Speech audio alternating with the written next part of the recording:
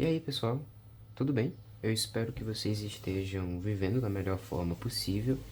Hoje nós estamos aqui juntos para dar continuidade à nossa discussão sobre o funcionamento do sistema nervoso, né? O sistema fisiológico, aliás, um dos sistemas fisiológicos mais complexos e interessantes de toda a nossa fisiologia. E bom, hoje nós vamos falar sobre um processo que é também muito importante para a nossa fisiologia humana, tá? Não só para a neurofisiologia em si. Hoje nós vamos falar sobre os mecanismos nervosos que são capazes de identificar a dor, certo? A dor é uma sensação, como nós já sabemos, desagradável, né? E por dor nós podemos entender muitas coisas, né? A dor é desagradável em vários contextos, se nós estamos falando de uma queda, de um acidente, de uma pancada, até mesmo de uma decepção financeira, uma decepção familiar, uma decepção amorosa. Então, vocês percebem que a dor é um termo que se remete a uma experiência negativa, mesmo que essa experiência não seja literalmente no corpo, tá? E sim na, na alma. Olha só que coisa intrínseca, olha só que coisa poderosa, né? Então a dor é um tipo de sensação que é captada, certo? Pelos sentidos sensoriais e, apesar de a dor ser uma sensação desconfortável, o nosso corpo possui receptores específicos para identificar a dor. E por que que isso é importante? A dor é uma coisa ruim. É simples. O nosso corpo utiliza como uma lógica fisiológica identificar a dor, ou seja, criar mecanismos para identificar a dor por uma função de proteção, tá? O que que isso significa? Significa que quando seu corpo detectar e enviar para o seu cérebro a mensagem de que um determinado tecido do teu corpo está remetendo dor, é sinal de que alguma coisa não está bem e que precisa ser averiguado, tá? Então, imaginem, por exemplo, um maratonista. Aqueles maratonistas que correm 20, 30, 40 quilômetros seguidos, sem uma pausa. Às vezes eles dão uns trupiques mais rápidos, às vezes reduzem, vão nos trupiques mais devagar, mas eles nunca param. Aqueles maratonistas, normalmente ao final de uma maratona, estão com lesões muito graves em seus músculos esqueléticos, principalmente no que diz respeito aos músculos dos membros inferiores, claro. Normalmente são lesões tão sérias que eles ficam, assim, em repouso por muitos dias, mais de uma semana até. E aquelas lesões começaram a acontecer enquanto ele corria na maratona. Entretanto, como nós vamos estudar depois, na fisiologia das glândulas adrenais, que são aquelas glândulas que também são chamadas de suprarrenais, que ficam meio que. Não é um coração, não, amigo. Elas ficam meio que como uns chapeuzinhos em cima dos rins, sabem? As glândulas adrenais produzem o cortisol, que é o hormônio do estresse. O cortisol é liberado nesse tipo de situação em um maratonista, por exemplo. O corpo está numa situação de estresse, de gasto metabólico muito alto, o cortisol é liberado. Junto ao cortisol, nós vamos até ver isso hoje, é liberado também algumas endorfinas que fazem parte do processo de adaptar o corpo, né? Obrigado, motoqueiro, ao exercício físico, tá? Além disso, o cortisol, por ser um hormônio do estresse, liberado em situações de estresse, ele anda associado a alguns outros neurotransmissores, como a noradrenalina, né? A adrenalina, ou a norepinefrina, a epinefrina, enfim. E esses neurotransmissores, bem como o cortisol, eles acabam funcionando como um sinalizador para o nosso sistema nervoso central e eles inibem os centros nervosos que recebem e transmitem a informação de dor para o nosso cérebro. Por isso que, no meio de uma maratona, no quilômetro 23 de uma maratona de 40 quilômetros, o cara tá lá, correndo a pau a pique. Às vezes os músculos dele já estão num nível de lesão um pouco moderados, mas ele não sente dor. Por causa da secreção e do efeito fisiológico desse hormônio e desses neurotransmissores aqui, que sinalizam as vias encefálicas superiores e inibem a transmissão do sinal doloroso para o cérebro. Foi um cérebro horrível, mas eu acho que deu para entender mesmo assim, tá? Desse modo, quando o maratonista termina a corrida, ele tem uma lesão muito grande nos músculos. Uma lesão que seria menor se ele tivesse sentido aquela dor antes e tivesse parado de correr. Entendem agora porque que a dor é um mecanismo, é um sinal vital, né? A gente vê isso também na clínica. A dor é um sinal, ou seja, ela traz uma informação que nesse caso aqui é indicar que alguma coisa não está funcionando bem e que precisa funcionar, aliás, e que precisa parar de funcionar momentaneamente até que volte a funcionar, até que o músculo, no caso, né, não esteja mais lesionado. Desse modo, nós entendemos o papel fisiológico da dor, né?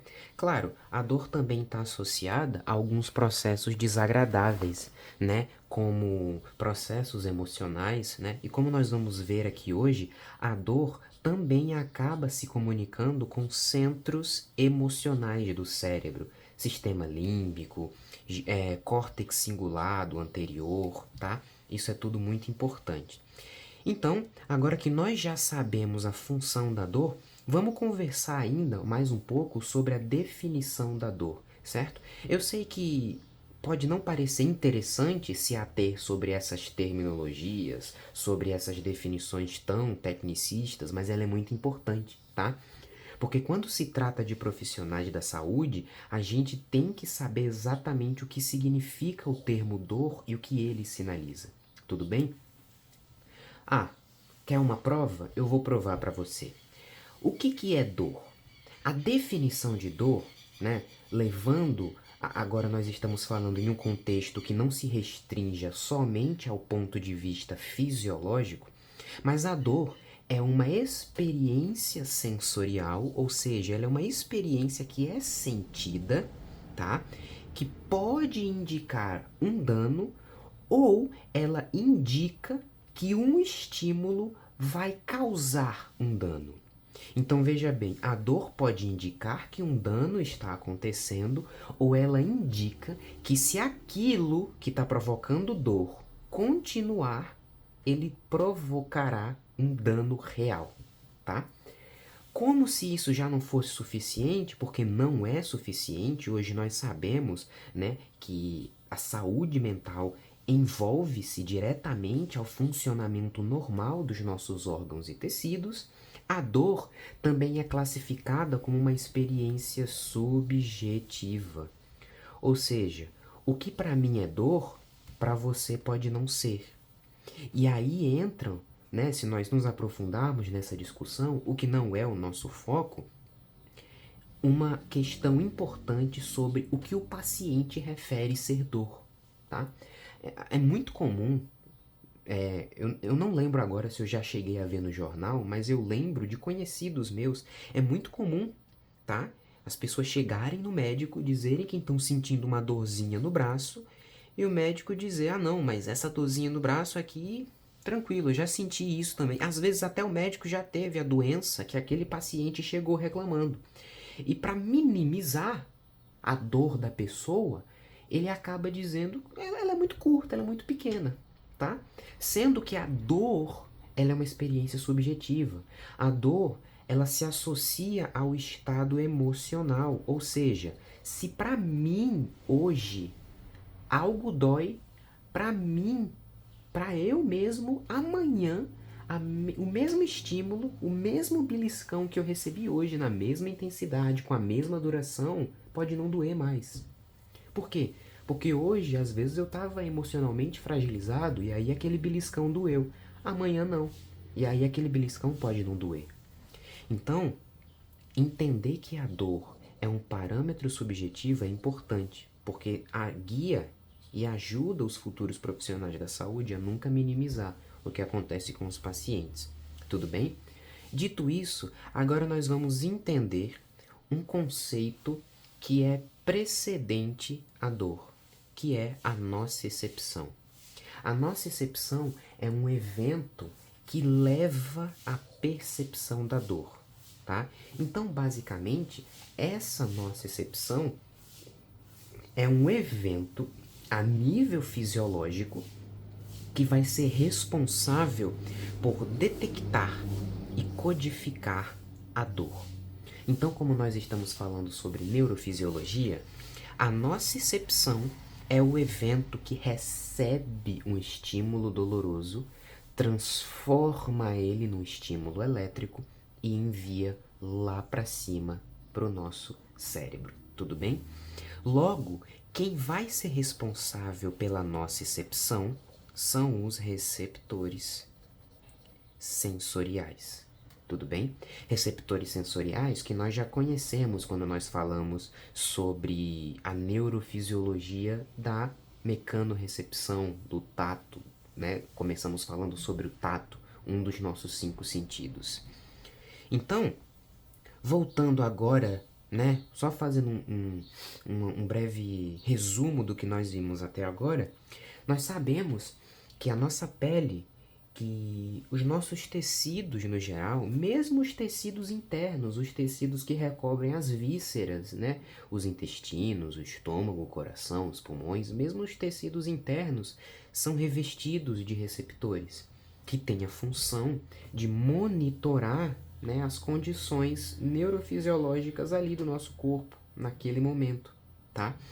E nós já conhecemos, né? A gente tem vários tipos de receptores. Temos receptores aqui do tipo A, estão associados a algum tipo de tecido conjuntivo. Temos receptores do tipo B, que são terminações que são associadas aqui direto às células. O D e o E, receptores que estão associados à mecanorrecepção. Tudo bem?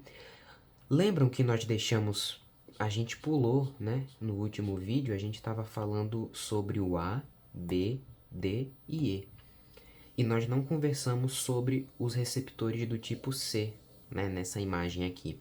Justamente porque esses receptores são os nociceptores. Ou seja, o que é que são nociceptores? São nada mais nada menos receptores sensoriais especialistas em capturar estímulos dolorosos. Tudo bem?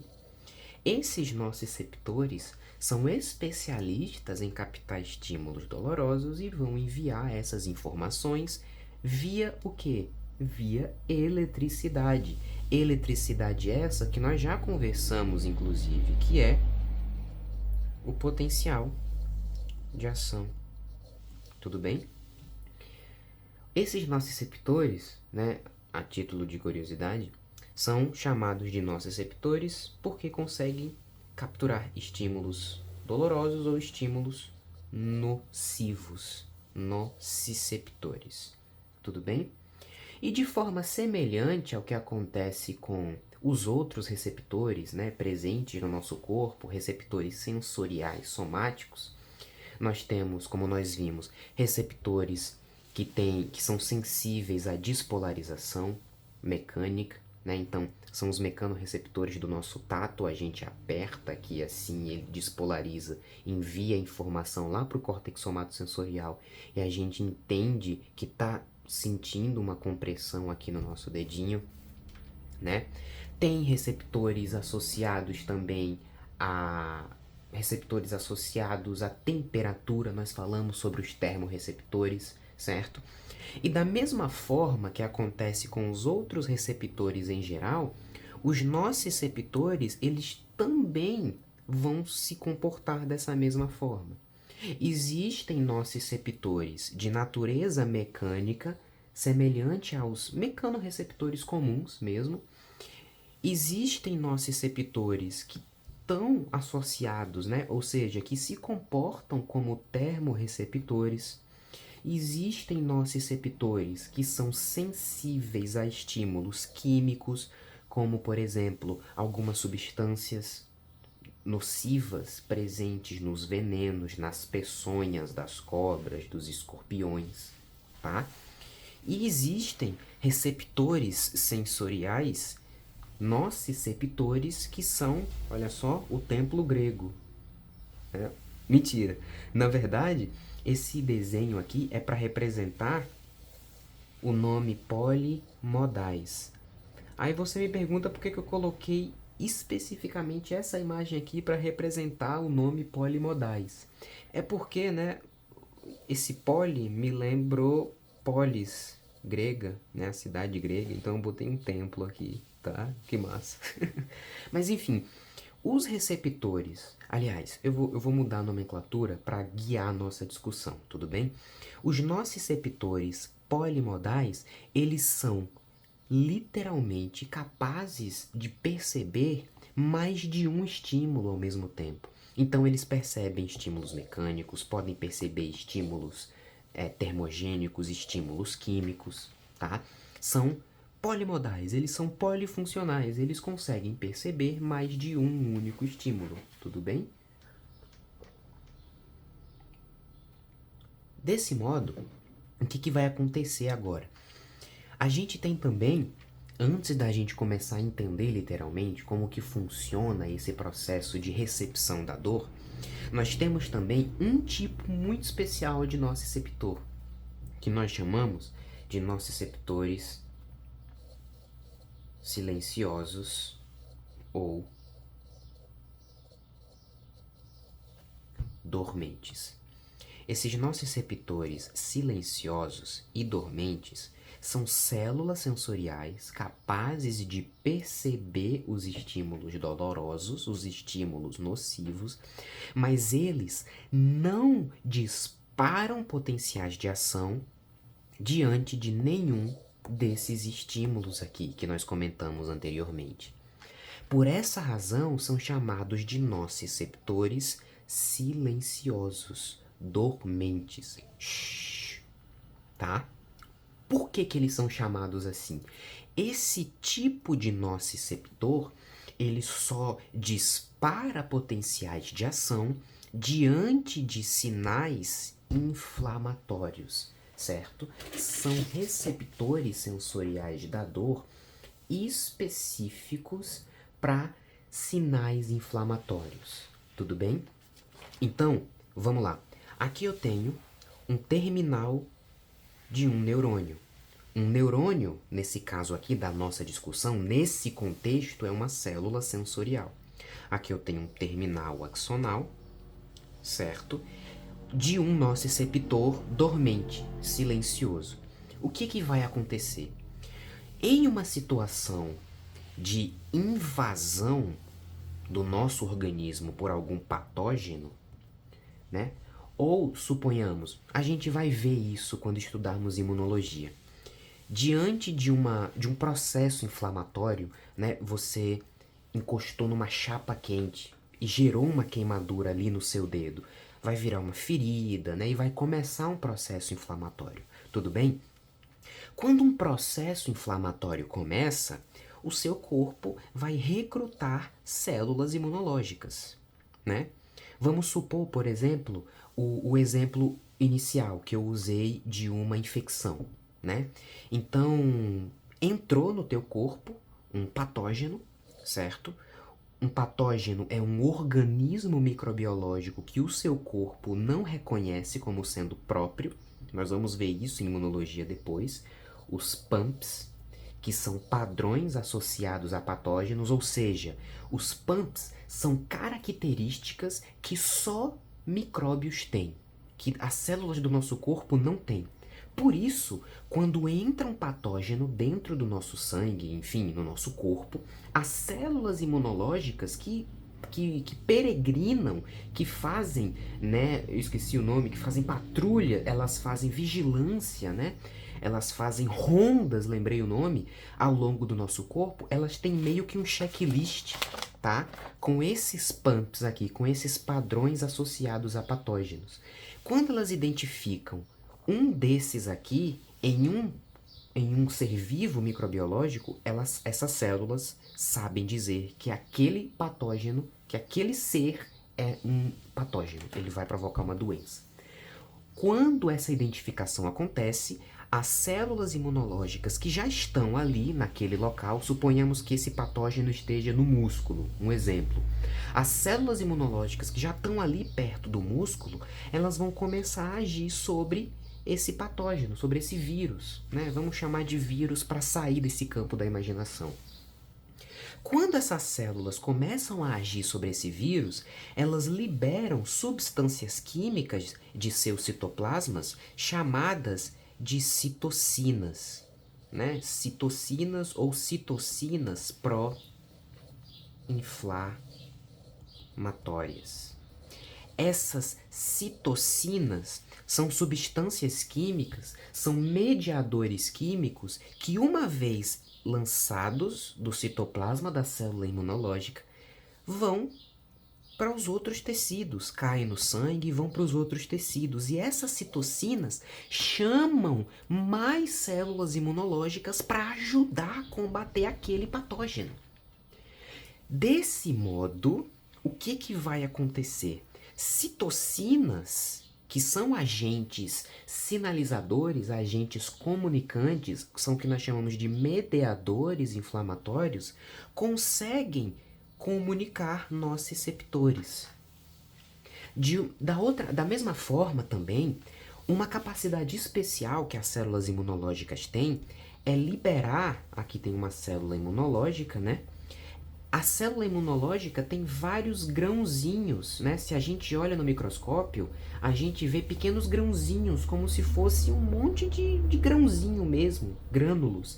Esses grânulos são ricos em enzimas. O que a enzima faz? Ela começa a quebrar. Ela quebra camadas, quebra membrana de células.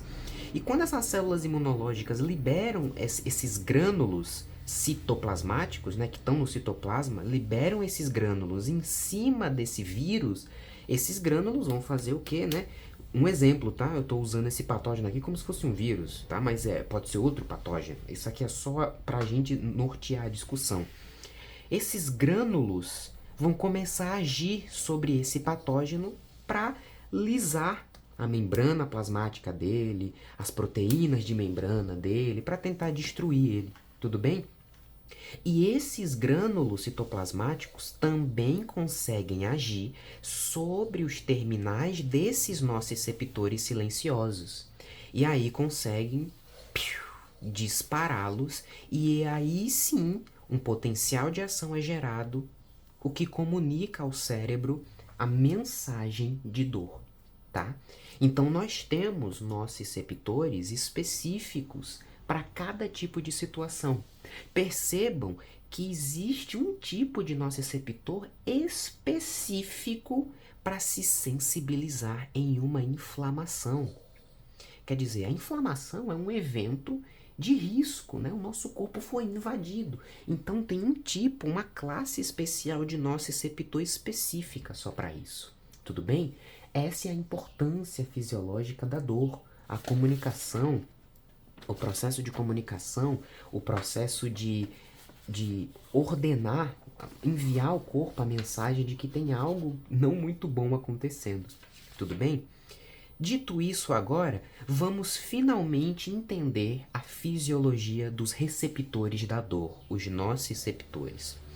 Bom, como nós já sabemos, os receptores sensoriais, né, que captam estímulos sensoriais, a dor, um deles, eles têm a capacidade de fazer transdução.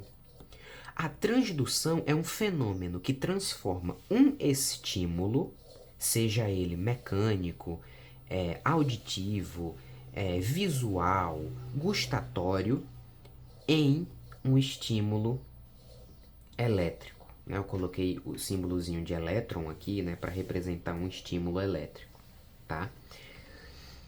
E aí, quando essa transdução ocorre, gera-se um potencial de ação que envia lá para o nosso cérebro a informação de que, por exemplo, se for um receptor na língua, estamos sentindo gosto. Se for um receptor no olho, estou vendo alguma coisa. Se for um receptor auditivo, estou ouvindo alguma coisa. Se for um receptor de dor, estou sentindo dor em algum lugar. Tudo bem? Isso é o que nós aprendemos até aqui.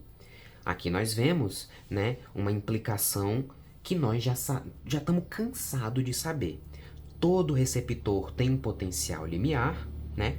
O estímulo gera uma despolarização nesse receptor. Se essa despolarização for forte o suficiente para alcançar o limiar, pum, o potencial de ação é gerado. Se não alcançar o limiar, o potencial de ação não gera. O potencial limiar pode ser menos 55. Se o estímulo chegar a menos 54, ele não vai. Ele não gera, tá? Eu tô tentando perceber se eu não dei o exemplo errado, porque números negativos é o contrário. Mas enfim, eu acho que deu para entender, tá? E o que vai acontecer? Os nossos receptores sensoriais utilizam essa lógica para poder gerar um potencial de ação. Entretanto, isso aqui é o que acontece em um potencial de ação de um nociceptor. Os nociceptores, que são os receptores da dor, eles são chamados de receptores com alto potencial limiar. O que significa que os nociceptores têm um limiar maior do que os receptores comuns. Ou seja, para um estímulo doloroso, para um estímulo ser considerado doloroso e ativar um nociceptor, ele tem que ser mais forte do que um estímulo sensorial normal, porque os nociceptores têm um potencial limiar mais alto.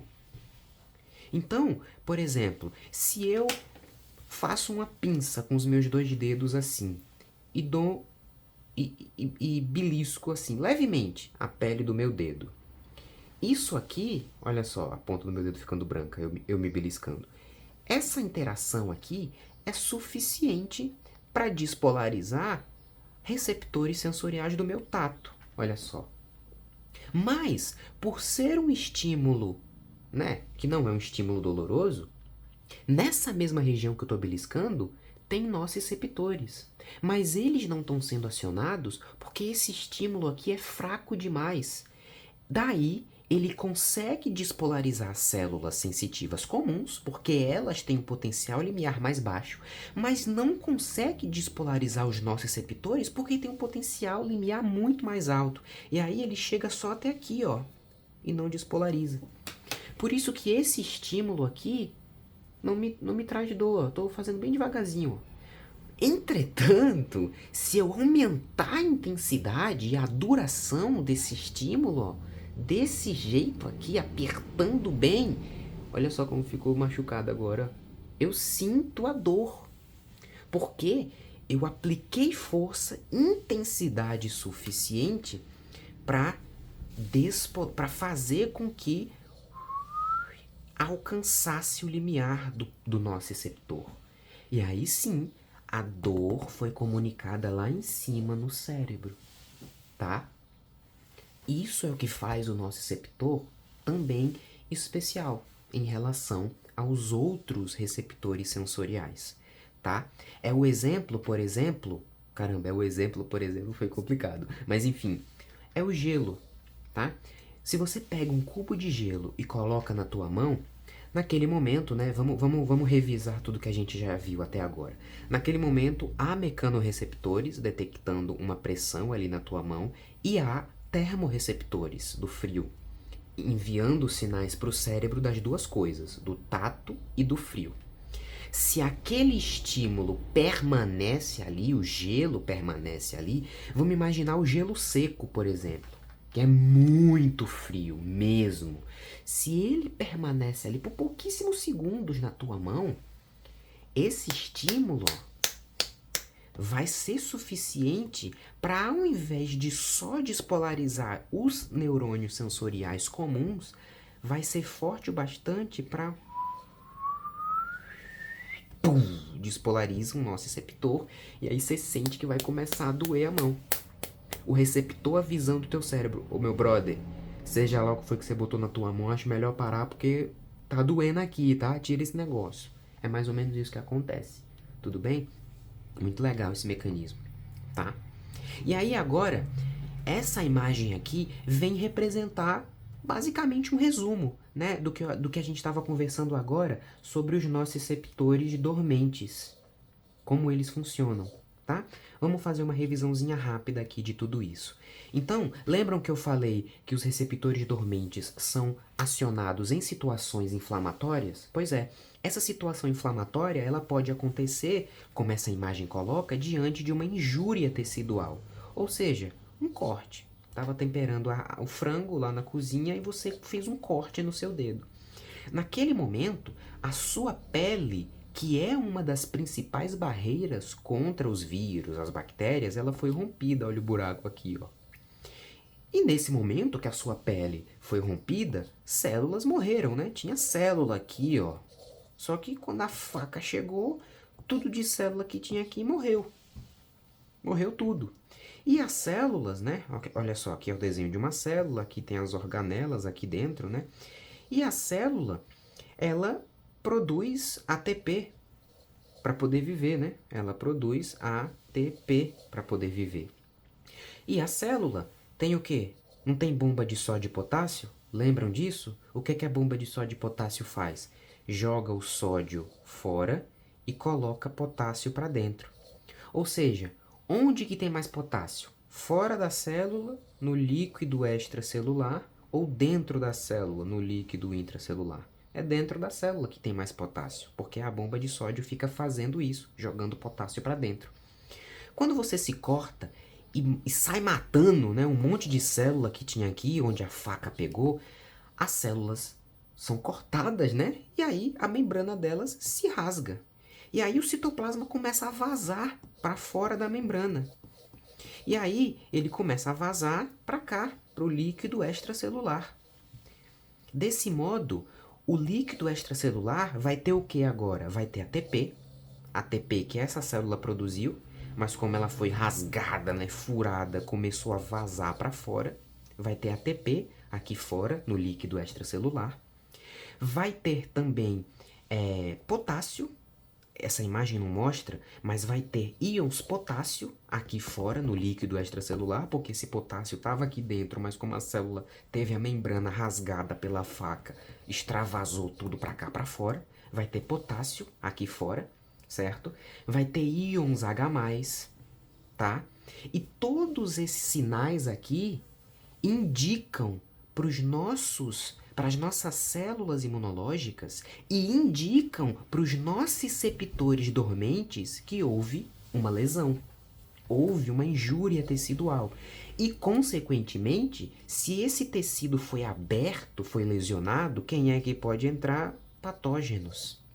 Então, isso aqui, esses componentes presentes no interior da célula, quando se concentram em abundância no líquido extracelular, olha só o que eles fazem, olha as setas aqui, sinalizam, ativam os nossos receptores dormentes, que despolarizam, olha só aqui o corpo celular, despolarizam, chegam pelos cornos dorsais da medula espinal, cruzam para a linha anterolateral e ascendem rumo ao córtex somatosensorial. E aí enviam a dor. Beleza? E aí, o que acontece?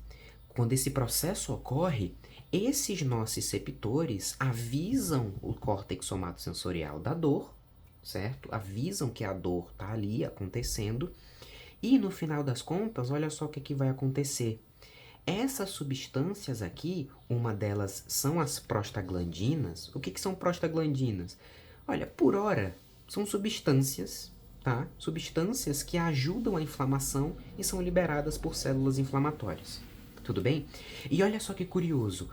Isso aqui sensibiliza o nociceptor, certo? Isso sensibiliza o nociceptor, que além de enviar para o cérebro a informação da dor, faz ele liberar, olha só, olha, ele comunica um outro terminal do mesmo nociceptor para liberar um peptídeo, uma substância chamada substância P.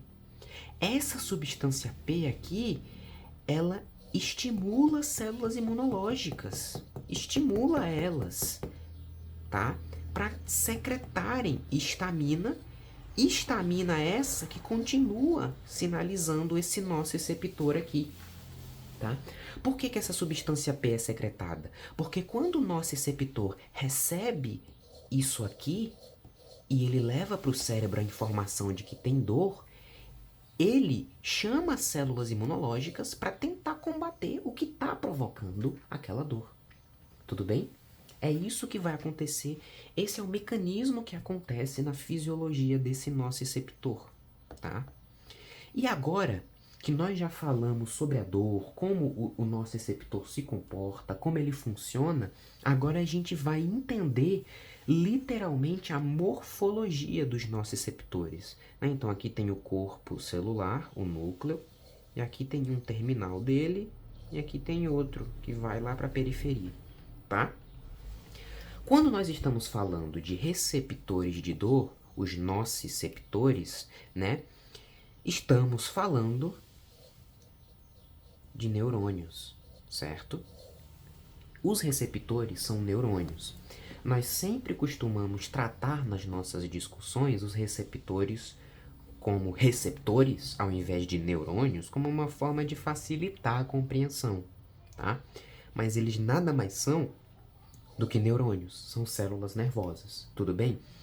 E como nós já conhecemos, né, a divisão anatômica das células nervosas, nós sabemos que elas possuem um corpo celular, os dendritos, né, que são como se fossem galhos de árvores, o axônio, que é o fio condutor, né, ele é meio grossinho assim, e os terminais telodêndricos ou os terminais axonais. Tudo bem? Os nociceptores são classificados de maneiras diferentes, a depender do seu axônio. Existem nociceptores chamados de um jeito por terem um axônio mielinizado, e existem nociceptores que recebem uma outra nomenclatura porque não possuem bainha de mielina. Senhoras e senhores, esses nociceptores são chamados de fibras delta, fibras A delta, quando possuem seus axônios mielinizados, e de fibra C, quando seus axônios não são mielinizados. Nós sabemos que a mielina é secretada por células de Schwann, oligodendrócitos, células que ficam ali na periferia dos neurônios, e é uma substância muito importante para dar um isolamento elétrico para as cargas que estão passando aqui dentro do axônio, olha só. Desse modo, com a presença da bainha de mielina, o estímulo nervoso faz uma condução saltatória, de nó em nó. Lembram dos nós de Ranvier, que são esses espacinhos aqui que não tem mielina? Isso faz com que a velocidade da propagação do impulso nervoso acabe sendo muito mais rápido, porque ao invés das cargas terem que passar literalmente por todo o axônio e abrindo canais iônicos por todo o axônio, isso faz com que ela salte, né, por dentro, tá? Eu sei que eu tô fazendo esse desenho assim, dá a entender que elas estão saltando por fora, mas elas saltam por dentro, certo? Do contrário, os neurônios que não possuem nenhum tipo de mielina sofrem com a velocidade de propagação de um estímulo nervoso. Ele acaba sendo muito mais devagar. Esse diagrama, por exemplo, diz que para os nociceptores mielinizados, chamados de fibras A delta, a velocidade de condução desse impulso é de cerca de 5 a 30 metros por segundo, enquanto que os não mielinizados demoram de 0,5 a 2 metros por segundo. Olha a diferença de um nociceptor que envia uma informação dolorosa com 2 metros de segundo de velocidade e um que envia com 30 metros de segundo de velocidade. Não tem comparação, tá? Ah, mas por quê? Qual é a natureza fisiológica, quais mecanismos, quais justificativas biológicas explicam a existência de dois tipos de nociceptor? Por que é vantajoso existir um tipo específico de nociceptor mais lerdo, mais lento? Por que a fibra C é amielínica? Ela não tem mielina nenhuma. Por que isso é vantajoso? Então, tecnicamente, o que explica a existência desses mecanismos aqui é também a fisiologia, tá? De que modo? A existência, agora vem o pulo do gato, esses dois tipos de neurônios, nociceptores, enviam informações dolorosas a velocidades diferentes por razões fisiológicas, com o principal objetivo de sinalizar a dor, mas de maneira diferente, dois tipos de dor. Tudo bem? É o que acontece quando nós sentimos a dor aguda e a dor crônica. A dor aguda é um evento mais curto e passageiro. A dor crônica é um evento contínuo e vai ser normalmente comunicada por nociceptores de fibras C. Tudo bem? Desse modo, o que a gente pode concluir? Os nociceptores que têm fibras A delta, eles conduzem sinais dolorosos para o cérebro com uma velocidade muito maior. Isso gera um evento que faz com que eles, por enviarem um sinal de dor mais rápido para o cérebro, faz com que esses neurônios, os nociceptores, sejam responsáveis pela dor chamada de dor rápida. A dor rápida é enviada ao cérebro por nociceptores de fibras A delta, enquanto esses que são mais lentos são protagonizados por enviar sinais de dor lenta. Olha só que coisa massa, tá? É isso aqui que nós vamos entender e como isso implica na dor aguda e na dor crônica.